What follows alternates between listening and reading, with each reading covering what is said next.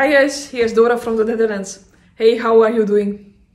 Today I came with a new video about swimming in the swimming series as well, and I will also talk about 3 mistakes which beginner swimmers frequently make. So the first one is about dropping your elbow on the entry. What is important to remember when you are making your stroke, the catch and the pull phase, the order of the movement is first your fingertip is reaching the water, then your wrist, and then your elbow. And this is the movement what you are making in the water. Now what I frequently see is that the elbow is dropping. When you are entering the water, basically your elbow is going lower and lower, and you are basically touching the water at this phase. Your elbow is lower basically than your wrist and your fingertips. Now this is really a best start, of course, for your catch and pull phase. What you can do is, for example, the broken arrow deal, and I will put up a link up there.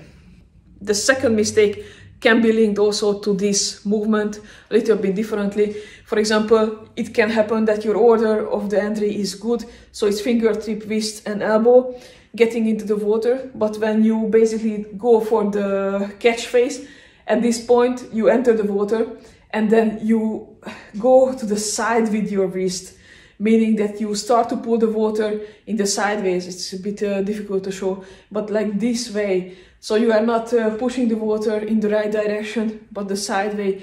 Why is it so bad? Because in this moment, you are not maximizing basically your capability, your strengths. With this movement going to the side way, as a big mistake, you are engaging, of course, your shoulder muscle a lot, the arm muscle as well. And these muscles are, of course, not so strong as your back muscle. So most of the force in your catch and pull phase has to come for your back muscle. It's much more effective. And of course, with this movement, you are also risking that you are going to the sideways during this phase. And you have to, again, compensate for that movement. The third challenge what I would like to mention is basically about the wetsuits. We are triathletes, and maybe some of you are, for example, open water swimmers. There is a global race called Oceanman, for example, which can have, for example, some wetsuit legal races if the water temperature is low. I have also some athletes who are participating in this series. It's key that you are choosing the right wetsuit for your race. I know that some of these wetsuits are really expensive. The top ones can be 800–900 euros, which is a lot of money. But even if you cannot afford that part and you are a beginner triathlete, for example, you don't have to buy, by definition, that 800–900 euro wetsuit. But if you can afford, go for a medium category wetsuit because it's worth the investment. Those wetsuits are usually between 300–500 euros, which is still a lot of money, but you are of course also not purchasing a wetsuit for 1 season or 1 year. And depending on where you are training, it can easily happen that you are using it for 3–4 months every weekend. So it's really worth that investment. Now, these beginner wetsuits, the most cheap ones, 200 euros, that category usually.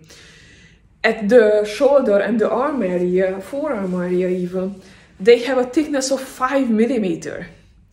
Not all of them, but many of them. Now it means that at the catch and the pull phase, basically, you have to force yourself to work against your wetsuit. That 5 mm in the shoulder is just too much. It is limiting you. That medium range is usually at these areas around 2 mm, 1.5–2 mm of neoprene material. That's much better already. Then you can already make an effort in the right direction, not really going just against the wetsuit. Of course, I just highlighted here the arm and shoulder area. It means, of course, as well, some other specifications for the special wetsuit. I can imagine as well, if you are not a beginner swimmer, for example, you don't need a 5 mm thickness at your lower leg, because I also, for example, don't like it. It means that I'm really swimming at the top of the water. It's not needed. So, of course, there are more specifications. Some parts of the wetsuit you still want 4 or 5 mm.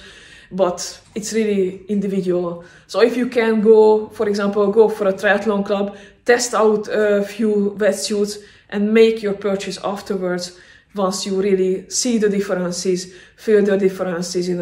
Usually these test events are in the pool. So check it locally as well and then make your investment, because it's a big investment. Hey, if you like the video, please give it a thumbs up and don't forget to subscribe to the channel. See you in the next video. Bye.